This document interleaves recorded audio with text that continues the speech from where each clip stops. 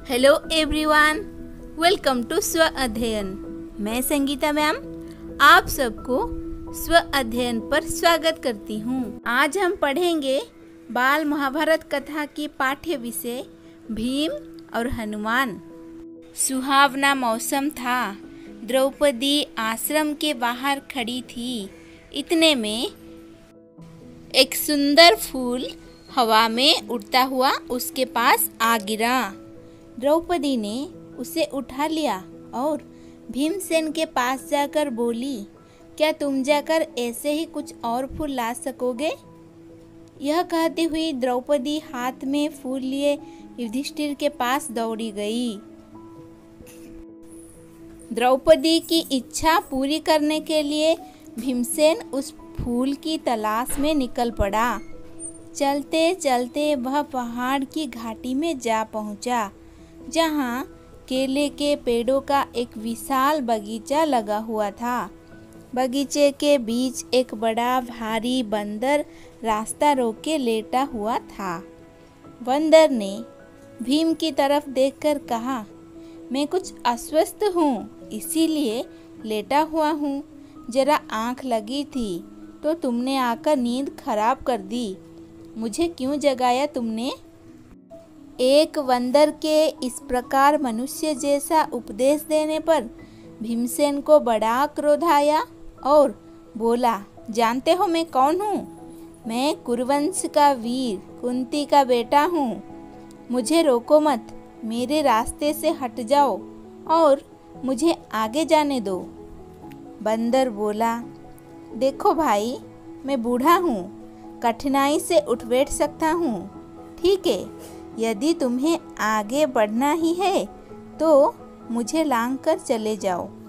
भीमसेन ने कहा, किसी जानवर को लांघना अनुचित कहा गया है, इसी से मैं रुक गया, नहीं तो मैं कभी का तुम्हें एक ही छलांग में लांघ कर चला गया होता।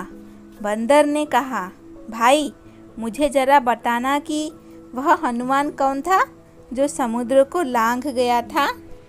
भीमसेन जरा कड़क कर बोला, क्या कहा?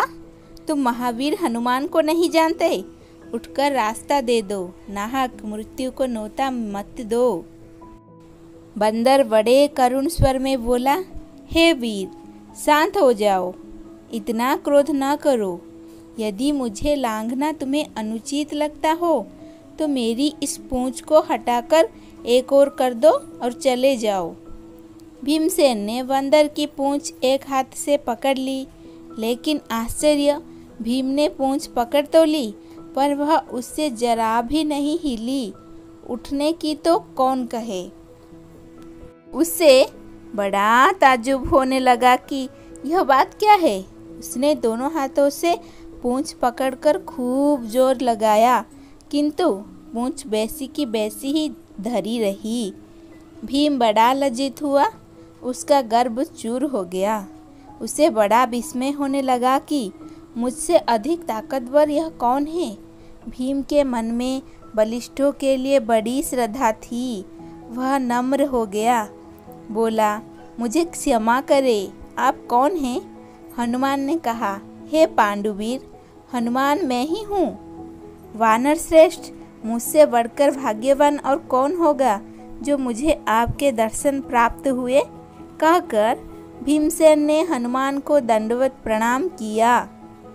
मारुति ने आशीर्वाद देते हुए कहा, भीम, युद्ध के समय तुम्हारे भाई अर्जुन के रथ पर उड़ने वाली ध्वजा पर मैं विद्यमान रहूँगा, विजय तुम्हारी ही होगी।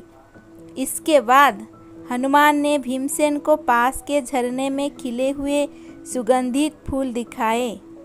फूलों को देखते ही भीमसेन को द्रौपदी का स्मरण हो आया। उसने जल्दी से फूल तोड़े और वेग से आश्रम की ओर लौट चला। इस पाठ में हमने भीम और हनुमान के बारे में पढ़ा।